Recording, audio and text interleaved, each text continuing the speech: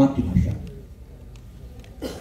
কেউ কেউ বলেছেন দ্বিভাষিক বা বহুভাষী শিক্ষা, বাইলিঙ্গুয়াল এডুকেশন হওয়া দরকার বা মাল্টিলিঙ্গুয়াল এডুকেশন হওয়া দরকার। কেউ বলছেন ইংরেজি হওয়া দরকার, শিক্ষার মাধ্যম হওয়া দরকার ইংলিশ। আরেক গ্রুপ বলছে নতুন তারা অ্যাড করেছেন ট্রান্স ল্যাঙ্গুয়েজিং। আবার অনেকে এই ট্রান্সের সাথে ট্রান্সজেন্ডার একটু মিক্স করবেন না। এখন আমরা একটু তিনটের এই যে চারটা যে প্যারাডাইম আছে, চারটা যে আইডিওলজি আছে, চারটা যে ফিলোসফিক্যাল ভিউ আছে, এর সুবিধা আছে। আমি সংক্ষেপে একটু আলোচনা করতে চাই অনেকের জন্য। একটা হলো মাতৃভাষা যদি তাহলে ছেলেমেয়েরা ভালো বোঝে। আমি আমার ক্লাসে যখন পড়াই একটু যদি ইংলিশের সাথে বাংলাটা একটু যোগ করি, ছেলেমেয়ে খুব দ্রুত বোঝে, কিন্তু আন্ডারস্ট্যান্ডিং খুব ক্লিয়ার হয় যদি আমরা মাতৃভাষায় পড়াই। এটা কিন্তু বাস্তবতা, এটা দেশেও বুঝি এবং বিদেশের গ্লোবাল লিটারেচার এটা বলে। দ্বিতীয় আরেকটা সুবিধা হলো কগনিশন, মানে কগনিটিভ ডেভেলপমেন্টে এই জায়গায় মাতৃভাষা একটা গুরুত্বপূর্ণ ভূমিকা রয়েছে। থার্ড হলো শিক্ষার সমতা নিশ্চিত করে। প্রত্যেকে ভিন্ন ভিন্ন ভাষা থেকে আসছে, যদি তার মাতৃভাষা শেখায় তাহলে এক ধরনের ইকুইটি, সোশ্যাল জাস্টিস এই বিষয়টা মেনটেন হয়। কিন্তু প্রবলেমটা হলো যে স্থানে যে ভাষায় পড়াবো সেই ভাষার জন্য যে প্রয়োজনীয় সম্পদ, উপকরণ বা রিসোর্স পার্সন এগুলো আমাদের নেই। দ্বিতীয় একটা বিষয় হলো যে অন্যান্য বহুভাষী ভাষা বা অন্যান্য বিদেশি ভাষা বা গ্লোবাল ভাষা বা ইন্টারন্যাশনাল যে ভাষা, সেই ভাষা চাপ রয়েছে আমাদের ভাষা শিক্ষার উপর। আপনি দেখতে পারেন যে IML ইনস্টিটিউট অফ মডার্ন ল্যাঙ্গুয়েজে, যেখানে আমাদের মোস্ট আছে, সেখানে অনেক বিদেশি ভাষা পড়ানো। ইংলিশ আমাদেরকে অনেক সময় বেশি চাপ দিচ্ছে, ইংলিশ বিদেশি ভাষা। অনেকে ফ্রেঞ্চ শিখছেন, ইটালিয়ান শিখছেন, জাপানি শিখছেন, ম্যান্ডারিন শিখছেন, কারণ বিদেশি ভাষা শেখার একটা চাপ আছে। তো এইগুলো আমাদের একটা দিক। দ্বিতীয় আমরা যে চলে যাচ্ছি দ্বিভাষিক বা বহুভাষী বাইলিঙ্গুয়াল এডুকেশন, তার কিছু সুযোগ সুবিধা আছে। একটা সুবিধা হচ্ছে যে ভাষার দক্ষতা বৃদ্ধি পায়। আপনি যদি দুটো ভাষা, এক ভাষায় কথা বলেন, একটা ভাষা আরেকটা ভাষা লার্নিংয়ে হেল্প করে। যিনি বাংলা জানেন তার ইংলিশ কিন্তু হেল্প করে। এটা আমরা যদি যেটা the first language helps to learn second language, এটা আমাদের হেল্প করে। তো ভাষার দক্ষতা বাড়ায়, বুদ্ধিভিত্তিক দক্ষতা বাড়ায়, বা একাডেমিক কনটেক্সটে আমরা অনেক সময় এটা আমাদের হেল্প করে। সাংস্কৃতিক সংযোগ, কর্মসংস্থান সুযোগ সৃষ্টি করে। এগুলো হচ্ছে আমরা বলবো যে দ্বিভাষিক বা বহুভাষিক শিক্ষার কিছু ভালো দিক, সুযোগ সুবিধা রয়েছে। যদি আমরা চ্যালেঞ্জের দিকে তাকাই, চ্যালেঞ্জের একটা দিক হলো যে ভাষার সাম্য।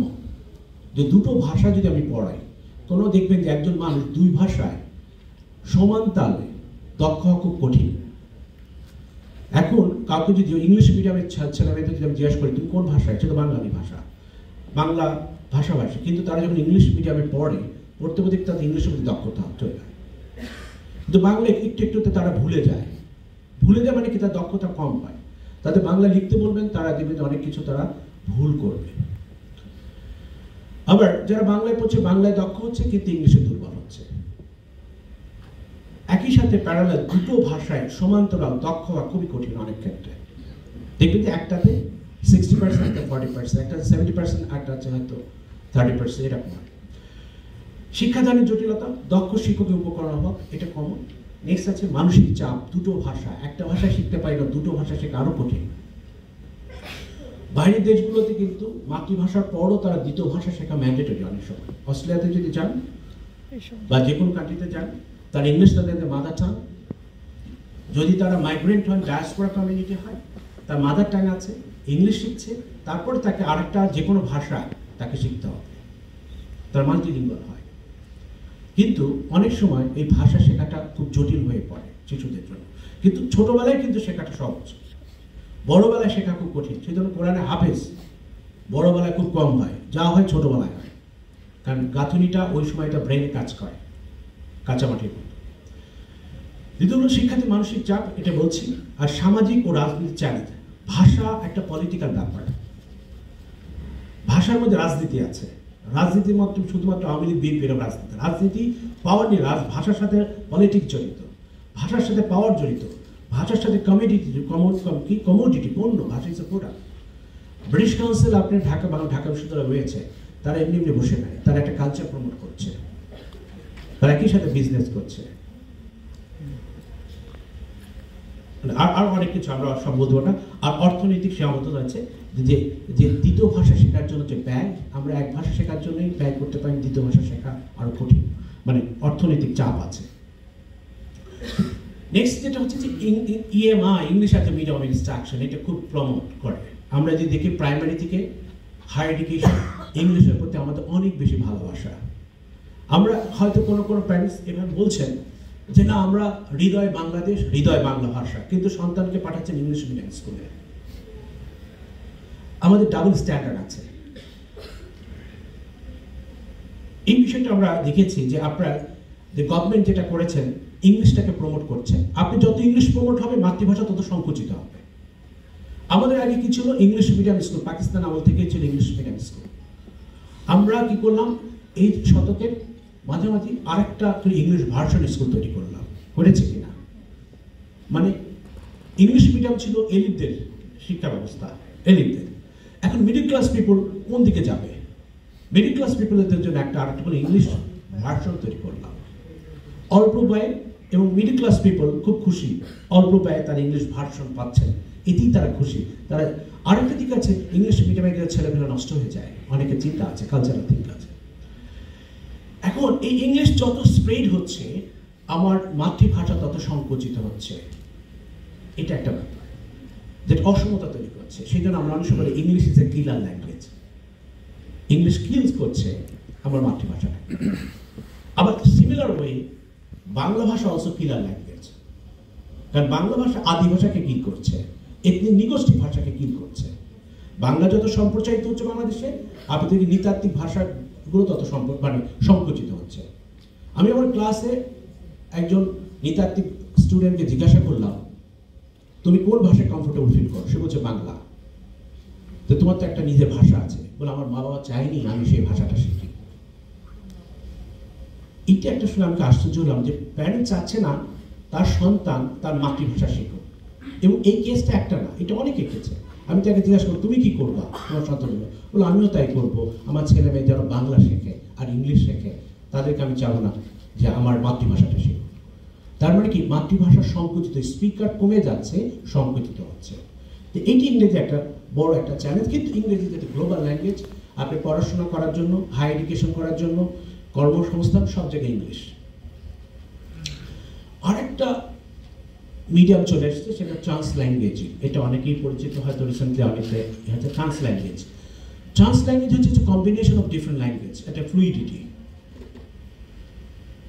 আপনি এখানে হয়তো স্ক্রিন দেখতে পাচ্ছেন কিনা, আমি হয়তো বলছি অনেক সময় মিক্স অফ ডিফারেন্ট, অনেকটা কোড মিক্সিং কোর্স হয়েছে।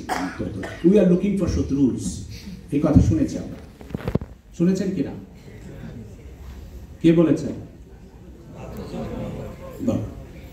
বেচারা এই একটা কথা দিয়ে বেঁচে আছেন মানুষের হৃদয়।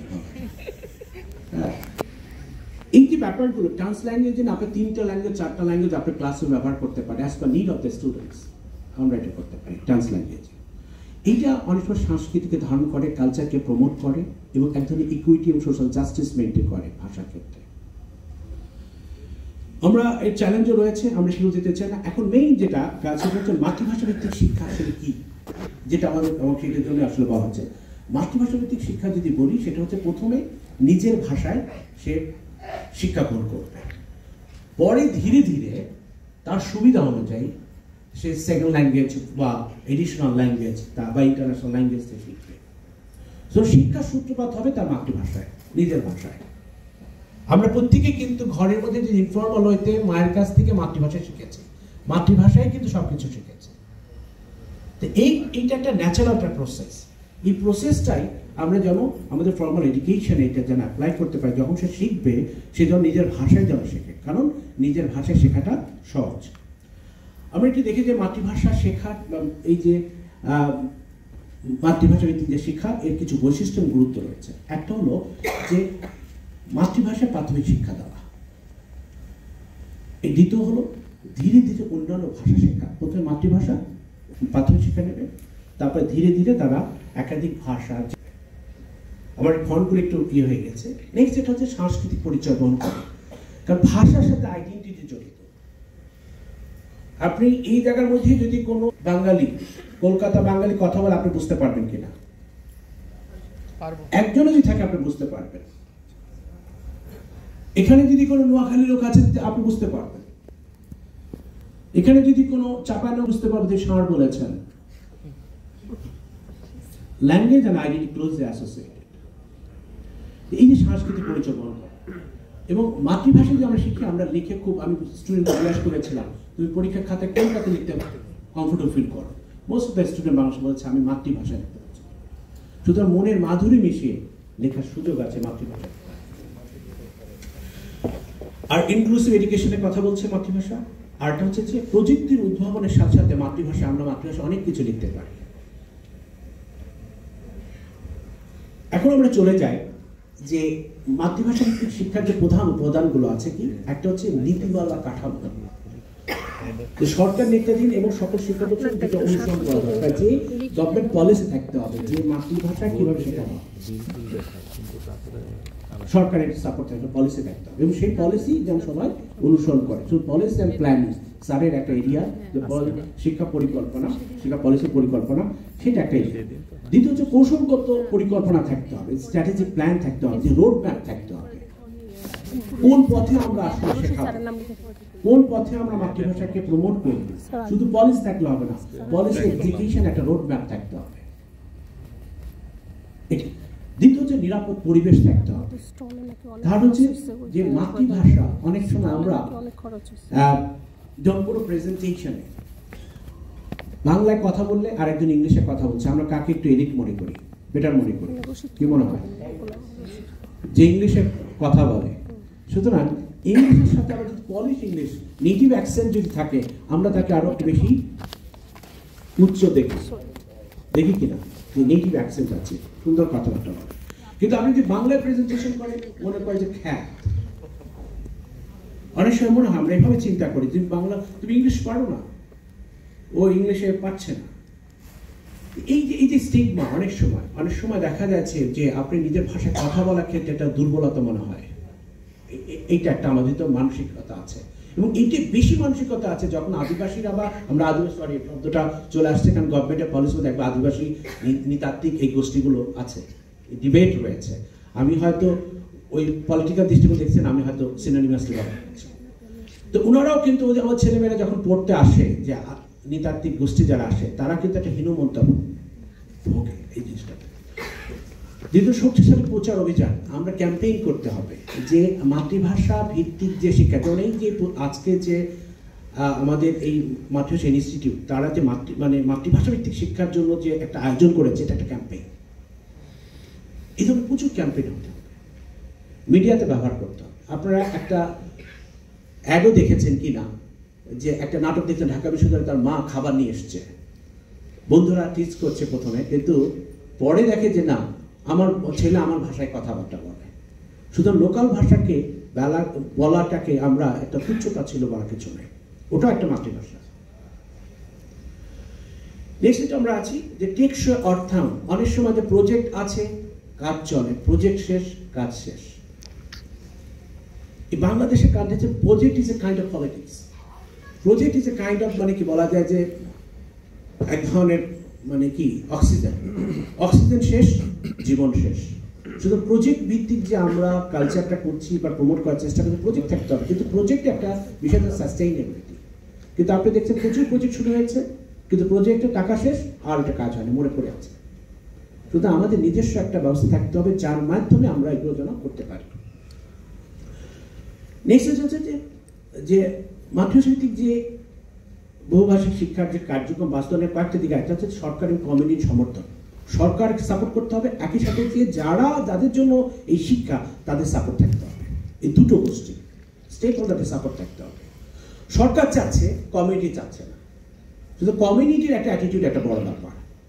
আবার কমিউনিটি চাচ্ছে, সরকার চাচ্ছে না, তাহলে হবে না। সুতরাং দুটো পক্ষকে এগ্রি করতে হবে। নেক্সট হচ্ছে যোগ্য শিক্ষক থাকতে হবে। মাতৃভাষা যে শেখাবো, এর জন্য যিনি শেখাবেন তাকে রেডি থাকতে হবে, তাকে দক্ষ হতে হবে, ওই ভাষায় দক্ষ হতে হবে, এবং কিভাবে শেখাতে হবে পেডাগজি, সেটাও তা জানতে হবে। কিন্তু এইটার আমাদের বড় একটা ক্রাইসিস আছে, আমরা একটু দেখবো সেটা আলোচনা। নেক্সট হচ্ছে শিক্ষার্থী কেন্দ্রিক শিক্ষা। আমরা বলছি স্টুডেন্ট সেন্টার এডুকেশন। অনেক সময় পড়ায় স্টুডেন্ট বোঝে না,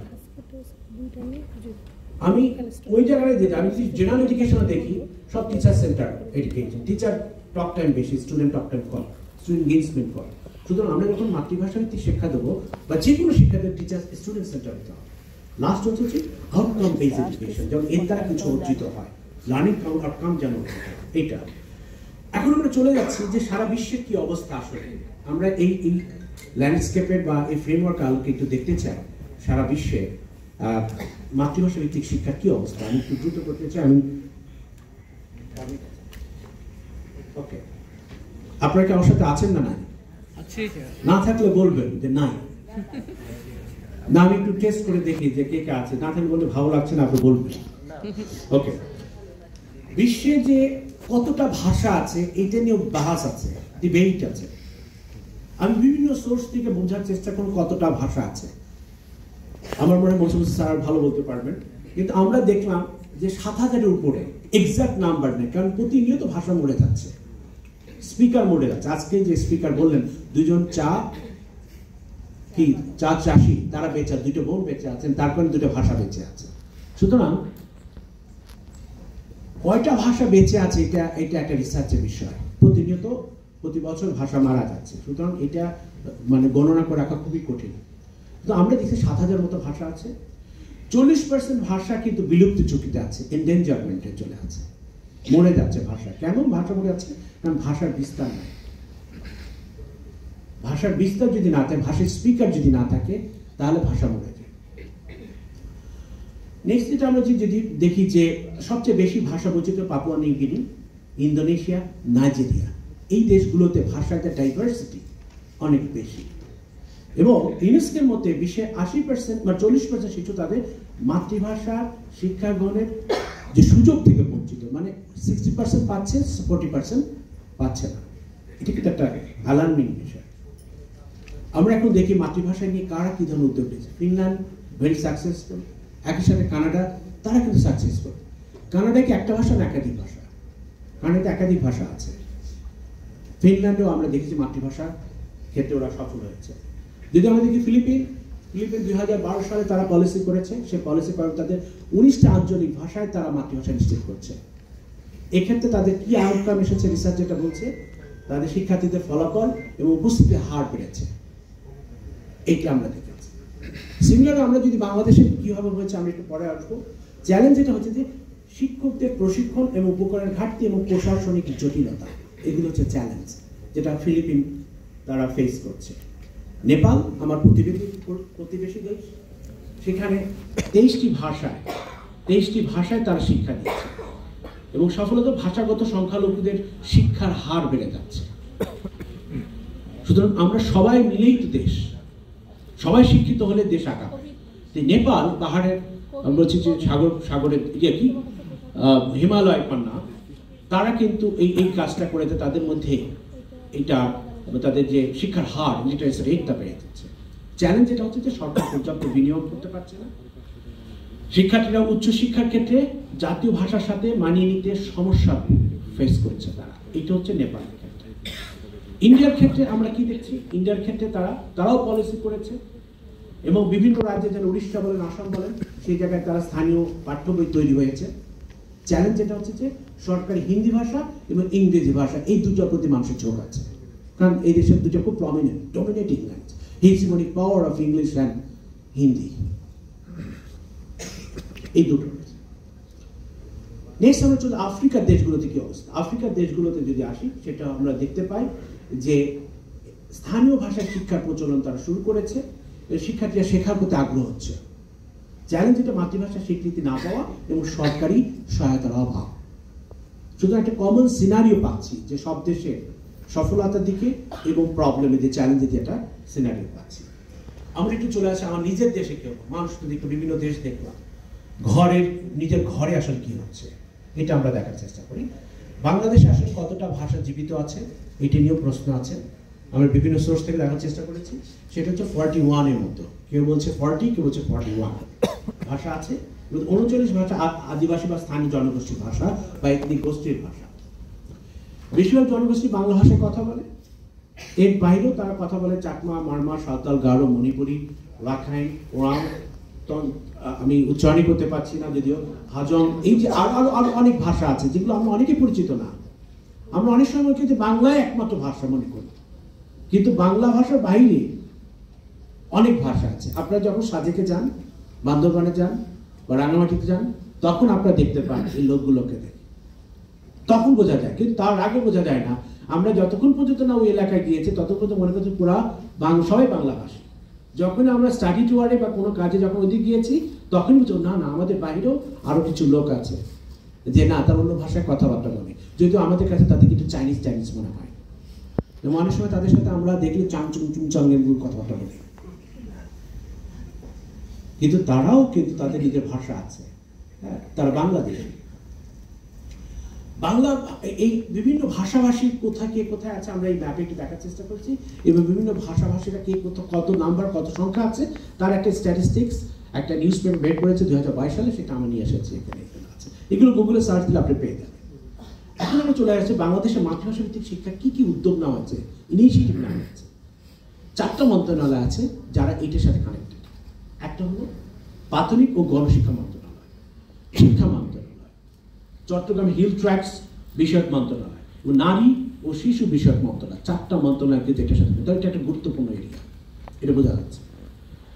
তো মেইন রোলটা প্লে করছে প্রাথমিক শিক্ষা অধিদপ্তর, এবং বাংলাদেশের সংবিধানে এই আদি ভাষা এবং সংস্কৃতি সংরক্ষণের কথা বলা হয়েছে, দিক নির্দেশনা দেওয়া হয়েছে। তার পরিপ্রেক্ষিতে 2010 সালে যখন বাংলাদেশে প্রথম শিক্ষা নীতি চালু করা হয়, সেই জায়গায় বলা হয়েছে, সেই নীতি থেকে বলা হয়েছে ক্ষুদ্র জাতিগোষ্ঠী শিশুদের প্রাথমিক স্তরে মাতৃভাষা শিক্ষা প্রদান করতে হবে, এটা কিন্তু বলা আছে।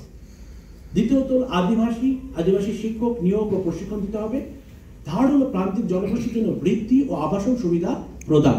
এগুলো শিক্ষা যে আমাদের নীতি আছে সেখানে বলা হচ্ছে 2010। তার পরিপ্রেক্ষিতে বাংলাদেশে কিছু স্টেপ নেওয়া হয়েছে। সুতরাং নীতি একটা বড় ব্যাপার। নীতি যদি না থাকে, নীতিমালা যদি না থাকে, কলেজে তার প্র্যাকটিস আসবে না। কি ধরনের প্র্যাকটিস আসছে আমরা দেখি। আদিভাষা পাঠ্য বই রচনা করা, আমরা দেখতে 5টা ভাষায়, আমার সামনে যে নিয়ে আছেন 5টা ভাষায় তারা এই বই তৈরি করা হয়েছে। কিছু কিছু এনসিটিভি এটি বই তৈরি করেছেন। 24 সালে আরো কিছু আদিভাষা বই তারা প্রণয়নের পরিকল্পনা করেছিল, এখন তার কি অবস্থা সেটা দেখতে হবে। কিন্তু যেটা আদিবাসী শিক্ষক তারা নিয়োগ দিয়েছে, প্রশিক্ষণ দিয়েছে, এটা তার কাজ করবে। পিটিআই বা বিভিন্ন জায়গায় তারা প্রশিক্ষণ দিয়েছে, এনসিটিভি নিজেও প্রশিক্ষণ দেয়। এবং একই সাথে আমরা দেখছি এই মাতৃভাষাকে প্রমোট করার জন্য ইউনেস্কো, আজকে যে আপনারা দেখুন লোগোটা দেখতে পাচ্ছেন, ইউনেস্কো বিভিন্ন সংগঠন এবং আজকে যে মাতৃভাষা ইনস্টিটিউট, এরা কিন্তু অনেক কাজ করছে, এবং আমরা সরকারও কাজ করছে। এই যে 21শে ফেব্রুয়ারি লালন পালন করি, যে 21 উদযাপন করি, এটা কিন্তু একটা মাতৃভাষা প্রমোট করার একটা মাধ্যম। আমরা একটু চলে যাই সরকারি নীতিমালা ভবিষ্যৎ পরিকল্পনা। শিক্ষা মন্ত্রণালয় প্রাথমিক শিক্ষা অধিদপ্তর মাতৃভাষা ভিত্তিক শিক্ষাকে এগিয়ে নিতে বিভিন্ন নীতিমালা করছে, এটা তার আছে। 2025 সালের মধ্যে আরো 10টি পাঠ্য বই তৈরি ও বিতরণের পরিকল্পনা রয়েছে। ই লার্নিং ও ডিজিটাল শিক্ষা প্ল্যাটফর্মে মাতৃভাষা অন্তর্ভুক্ত বিষয়ে চিন্তা ভাবনা চলছে। আমাদের একজন বক্তা আছেন যিনি ডিজিটালের মাধ্যমে কিভাবে মাতৃভাষা শেখা যায় সেটি নিয়ে কাজ করেন। এর বাইরে, সরকারের বাইরে বিভিন্ন এনজিও এবং প্রতিষ্ঠান তারা কাজ করছে। অনেক ইউএনডিপি কাজ করছে, ইউনিসেফ কাজ করছে, এবং ইউনেস্কো তো কাজ করছে, আপনারা বলেছি। এর বাইরে এনজিওগুলো কাজ করছে, ব্র্যাক, সেভ দ্য চিলড্রেন, আলসেনা মিশন করছে, কারিতাস, আরো যে নৃতাত্ত্বিক গোষ্ঠী আছে, তাদের যে অর্গানাইজেশনগুলো আছে, তারা কিন্তু এই কাজগুলো করছে। এবং এই সমস্তগুলো আদিবাসী শিশুদের যে মাতৃভাষা ভিত্তিক শিক্ষা নিশ্চিত করতে সরকারের সাথে কাজ করছে বিভিন্ন ফোরামে। এবং স্থানীয় ভাষায় শিক্ষা সামগ্রী তৈরি, স্কুল স্থাপন এবং গবেষণা পরিচালনার মাধ্যমে এই উদ্যোগগুলো প্রসার ঘটাচ্ছে।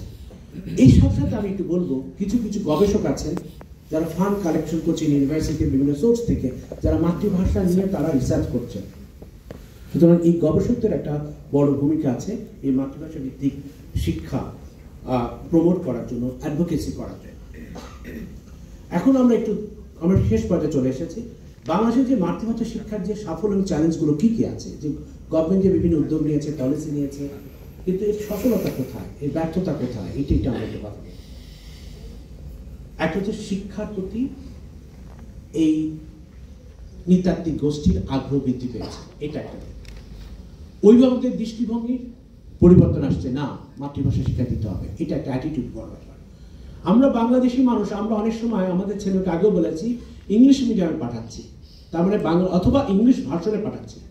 আপনি দেখবেন যে সরকারি প্রাইমারি স্কুলের কিন্তু আমরা এখন আর মধ্যবিত্ত খুব কম যায়, ঢাকা শহরে দেখবেন মধ্যবিত্ত কম যায়, তার মানে ওখানে পড়াশোনা হয় না। আমরা কোথায় পাই? হয় ইংলিশ মিডিয়াম অথবা ইংলিশ ভার্সনে পাঠাচ্ছি। এটা আমাদের অ্যাটিটিউডের ব্যাপার। এই জায়গায় আমরা দেখি যে এই আদিবাসী ভাষা বা মানে মাতৃভাষা ভিত্তিক যে শিক্ষা ব্যবস্থার কারণে অনেক অভিভাবক ওই এলাকাগুলোতে তার দৃষ্টিভঙ্গি চেঞ্জ হয়েছে, শিক্ষকদের দৃষ্টিভঙ্গি পরিবর্তন হয়েছে, অন্তর্ভুক্ত বা ইনক্লুসিভ এডুকেশন এই ব্যাপারটা চলে এসেছে, আদিবাসী সংস্কৃতি সংরক্ষণ হচ্ছে। এই বিষয়ের কারণে ভাষার সাথে সংস্কৃতি ক্লোজ কানেকশন রয়েছে। কিন্তু যে চ্যালেঞ্জগুলো রয়েছে তার হচ্ছে যে জাতীয় শিক্ষা নীতিমালা যেটা 2010 এটা সম্পূর্ণ বাস্তবায়ন হয়নি, আংশিক, এটা কমপ্লিট বাস্তবায়ন হয়নি। এটা একটা বড় চ্যালেঞ্জ। দ্বিতীয় হচ্ছে যে পর্যাপ্ত ভাষাভিত্তিক যে উপকরণ, আপনি যে পড়াতে গেলেই উপকরণ লাগবে, বই লাগবে। এখন গভর্নমেন্ট অনেক স্কুলে হয়তো বই দিতে পারেন না, আপনি আমার সরকারি স্কুলে অনেক জায়গায় বই পৌঁছায়নি। বই পৌঁছায়নি বলে দেখা যাচ্ছে যে শিক্ষকরা পড়ান না। আপনি লক্ষ্য করে চান, যাদের সন্তানের স্কুলে যায় আপনি দেখবেন অনেক স্কুলে বই নাই, এই অজুহাতে শিক্ষকরা পড়ান না। তাহলে আদিবাসীদের মাতৃভাষায় যে পড়ানো হবে তাদের যদি বই না থাকে তারা কি করবে? আসবে, খেলবে, চলে যাবে। কয়দিন খেলবে? একসময় বলবে যে বাবা মাও আগ্রহ হারিয়ে ফেলবে, ছেলে মেয়ে আগ্রহ তো আসে না। সুতরাং উপকরণ দিতে হবে, উপকরণ একটা কিছু থাকতে হবে, শিক্ষক থাকতে, প্রশিক্ষিত শিক্ষক থাকতে হবে। এই শিক্ষকের খুবই ক্রাইসিস, খুবই ক্রাইসিস। সুবিধার অভাব, যে ধরনের ফ্যাসিলিটিস থাকা দরকার, ভৌত সুবিধার অভাব, সেগুলো অভাব আছে। আরেকটা হচ্ছে বাংলা এবং ইংরেজি আধিপত্য। বাংলাদেশে টিকে থাকতে হলে, সার্ভাইভ করতে হলে অবশ্যই এই নৃতাত্ত্বিক গোষ্ঠীকে বাংলা শিখতে হবে। আবার জব মার্কেট টিকে থাকার জন্য ইংরেজি শিখতে হবে। তার নিজের ভাষা আছে, তারপরে বাংলা সেকেন্ড ভাষা হিসাবে শিখতে হবে। আবার জব মার্কেট টিকে থাকতে হলে তাকে আবার ইংরেজি শিখতে হবে। আমাদের চাইতে তাদের চাপটা কিন্তু অনেক বেশি। কি মনে হয়? ওদের চাপটা কিন্তু আমরা এক ইংরেজি নিয়ে পারি না, ইংরেজিতে বেশি ফেল করি, ইংরেজি আর ম্যাথে ফেল করি। আর ওরা কিন্তু তিনটা ভাষা তাদের শিখতে হচ্ছে, ওদের অনেক চ্যালেঞ্জ। আরো কি চ্যালেঞ্জ আছে? সামাজিক ও ভৌগোলিক প্রতিবন্ধকতা, ক্ষুদ্র জাতিগোষ্ঠীর শিক্ষার সুযোগ কমে। সামাজিক এবং ভৌগোলিক অনেক দেখা যায় একটা স্কুল থেকে একটা স্কুল দূরত্ব, মানে বাড়ি থেকে স্কুলের দূরত্ব অনেক বেশি, পাহাড়ি অঞ্চল। আমরা যখন যাই আমরা তখন এই যে চাঁদের গাড়িতে চড়ে খুব মজা করে যাই, খুব ভালো লাগে। তখন মনে হয় যে কি কি ভালো লাগে, মজা তো লাগে, চারপাশে কি সবুজ, অনেক মজা মজা আর মজা। কিন্তু এই মানুষগুলো যখন পাহাড়ে হেঁটে হেঁটে যখন যায় ওঠে, ওদের কিন্তু অত মজা লাগে না, ওদের কিন্তু অনেক কষ্ট হয়। দ্বিতীয় হলো যে এই শিক্ষার ব্যাপারে জনগণ সচেতনতার বড় অভাব আছে। তার হলো শিক্ষক শিক্ষার্থী পারস্পরিক যোগাযোগের মধ্যে একটা অসন্তোষ আছে, এগুলো রিসার্চের থেকে বলে যে একটা রিলেশন, ইন্টিগ্রেশন বা রিলেশনশিপ থাকতে হবে। তার আরেকটা বিষয় হলো শিক্ষার্থীরা অনেক বেশি সন্তুষ্ট না এই শিক্ষা ব্যবস্থা নিয়ে, কারণ ওখানে ইন্টারাকশন কম হয়, মেটেরিয়াল নাই, উপকরণ নাই, ভৌত সুবিধা নাই। সুতরাং ওরা শিক্ষক নাই, ওরা অত বেশি আগ্রহ হয় না। শিক্ষকদেরও কার্যকারিতা অনেক ক্ষেত্রে অসন্তোষজনক, শ্রেণীকক্ষের পরিবেশ দুর্বল এবং স্থানীয় সম্প্রদায়ের কম সম্পৃক্ততা আছে। যেটা আমরা আগে বলেছি যে স্থানীয় গোষ্ঠীর একটা সম্পৃক্ত থাকতে হবে। তাহলে আমরা কি করতে হবে? এই থেকে বের হতে হবে। আমরা যে মাতৃভাষা ভিত্তিক শিক্ষার কথা বলছি, এর জন্য আমাদের যেটা দরকার, প্রয়োজন ও প্রেক্ষাপট ভিত্তিক শিক্ষা দান করা। কার কোন নিডস অ্যানালিসিস করতে হবে, কার কোন ধরনের শিক্ষা। হয়তো যারা চাকমা তাদের এক ধরনের অবস্থা, মারমাতে একটা অবস্থা, সাঁওতালদের একটা অবস্থা, প্রত্যেকের ভিন্ন ভিন্ন নিড আছে। আমাদের নিডটা দেখতে হবে যে কি ধরনের নিড আছে, কি ধরনের কন্টেন্ট দিতে হবে, কি ধরনের পেডাগজি দিতে হবে, কি ধরনের নলেজ, ইন্ডিজিনাস নলেজ নিয়ে আসতে হবে, এগুলো চিন্তা করতে হবে। বাংলাদেশে বিভিন্ন জাতিগোষ্ঠীর বিভিন্ন শিক্ষার চাহিদা আছে, সেই চাহিদাগুলো আমাদের নিরূপণ করেই আমাদেরকে কারিকুলাম ডিজাইন করতে হবে, টেক্সট বুক তৈরি করতে হবে, টিচার তৈরি করতে হবে, মেটেরিয়ালস তৈরি করতে হবে, এগুলো আমাদের করতে হবে। আর হচ্ছে যে মাতৃভাষা ভিত্তিক যে শিক্ষা, সে দীর্ঘমেয়াদী সাফল্যের জন্য সরকারের অর্থন এবং সমর্থন দরকার। আমরা যদি এরকম যে কিছু সময় দেই, কিছু সময় দিই না, প্রজেক্ট আসলে দেই, প্রজেক্ট নাই স্টপ, এইভাবে হবে না। ফ্লো অফ ক্যাপিটাল থাকতে হবে, ফ্লোটা সবসময় থাকতে হবে, যে না চালিয়ে যাও, এটা থাকতে হবে। নেক্সট যেটা আদিবাসী ভাষায় পাঠ্য বই এবং উপকরণ বৃদ্ধি করতে হবে। নেক্সট আদিবাসী জ্ঞান শিক্ষা অন্তর্ভুক্ত। প্রতিটা কমিউনিটির নিজস্ব জ্ঞান আছে, ইন্ডিজিনাস নলেজ আছে। আমরা যখন ছোটবেলায় হাত কেটে গেলে ঘাস মানে কি এরকম করে তারপর তার রস দিতাম, কেউ কে দিয়েছেন কিনা ছোটবেলায় আমি জানি, অনেকেই দিয়েছে। এবং আমরা ওটা লাল কি যেন এক ধরনের গুল্ম ছিল পাতা, আমরা দিয়ে দিতাম, বা ঘাসও দিয়ে দিতাম, এটা কাজ করতো। আমার কাছে না, তার মানে ইন্ডিজিনাস নলেজ অনেক বড় ব্যাপার। এই ডাক্তারি ব্যাপার আছে,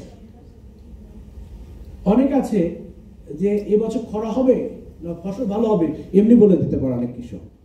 তো সুতরাং আমাদের ইন্ডিজিনাস নলেজটা আমাদের অন্তর্ভুক্ত করতে হবে, কারণ এটা তো ফিল করবে যে আমার বিদেশে গিয়ে যদি বাংলাদেশের পতাকা দেখেন, বাংলাদেশে কোনো কিছু দেখেন, খুব ভালো লাগে। যারা বিদেশে গিয়েছেন দেখবেন বাংলাদেশের পতাকা বাংলা লেখা আছে, খুবই ভালো লাগবে। বিদেশি এয়ারপোর্টে যদি দেখেন বাংলা লেখা আছে, খুবই মজা লাগবে, আমার বাংলা এখানে আছে। আর মোনাশ ইউনিভার্সিটিতে যখন আমরা দেখলাম একটা আর্ট ক্যাম্পাসে সব দেশের পতাকা আছে, ইন্ডিয়ার পতাকা আছে, নেপালের পতাকা, বাংলাদেশের পতাকা নেই, খুবই কষ্ট পেয়েছি। সুতরাং নিজস্ব কোনো জ্ঞান, নিজস্ব পতাকা, নিজস্ব কোনো অ্যালফাবেট যদি থাকে, ওরা অনেক খুশি হবে, এটা ইন্টারেস্ট গ্রো করবে। নেক্সট যেটা, প্রশিক্ষিত আদিবাসী বা ভাষাভাষী শিক্ষক নিয়োগ করতে হবে। শিক্ষকদের সংশ্লিষ্ট সংখ্যালঘু ভাষা দক্ষতা দরকার। মানে আমরা অনেক সময় বলেছি, জেমস আলবার্ট একটা গান হচ্ছে যে বাতির কি চাঁদের বাতি কসম দিয়া ভালোবাসিনি, সূর্যের আলো বিপ্লবের আমায় পোড়ায়নি। বাদ দিয়েও চেনে না, সূর্যের চেনে না, চন্দ্র চেনে না, চিনব কেমন, যে চেনাবো সেও চেনে না। তার মানে হচ্ছে শিক্ষক হচ্ছে গাইড, শিক্ষকই তো চেনাবে। কিন্তু শিক্ষকের যদি ল্যাঙ্গুয়েজ যদি প্রফিসিয়েন্সি না থাকে, দক্ষতা না থাকে, পেডাগজি না থাকে, তাহলে শিক্ষক কিভাবে শেখাবে? সুতরাং শিক্ষককে ওই ভাষায় দক্ষতা অর্জন করতে হবে এবং হাউ টু টিচ, এই পেডাগজিক্যাল ব্যাপারটাও তা জানতে হবে।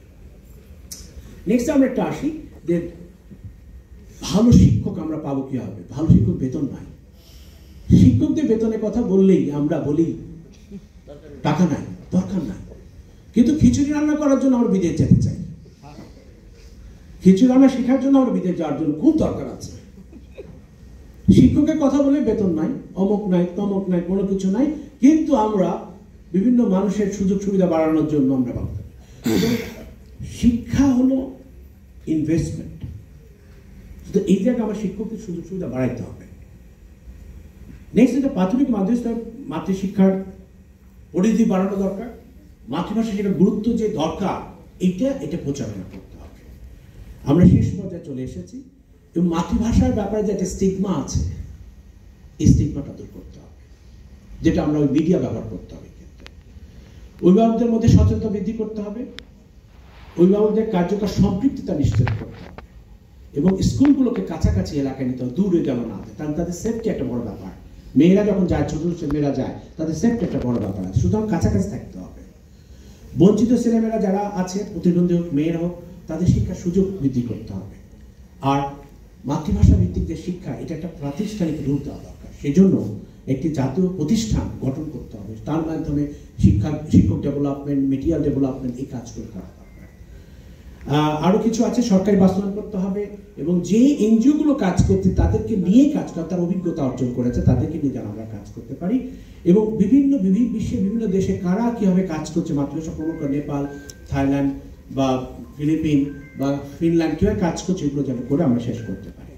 তা আমরা আশা করি বাংলাদেশে যেন প্রতিটা ভাষা যেন জীবিত থাকে, কোনো ভাষা যেন মরে না যায়, কারণ ভাষার সাথে তার কালচার জড়িত, তার জ্ঞান জড়িত, তার অস্তিত্ব জড়িত।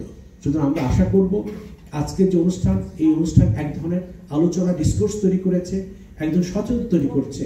আমরা চাই সরকার এবং সমস্ত ভাষা গোষ্ঠী এবং রিসার্চার, এক্সপার্ট সবাই মিলেই যেন বাংলাদেশের প্রতিটা ভাষা যেন আমরা জাগ্রত করতে পারি, মাতৃভাষা ভিত্তিক শিক্ষা আমরা প্রচলন করতে পারি।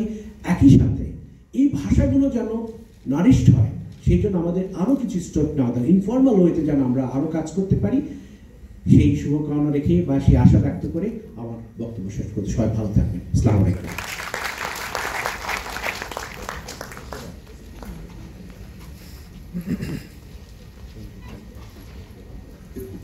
স্যারকে অনেক ধন্যবাদ স্যারের মূল্যবান উপস্থাপনার জন্য, যে উপস্থাপনাটি অত্যন্ত তথ্যবহুল।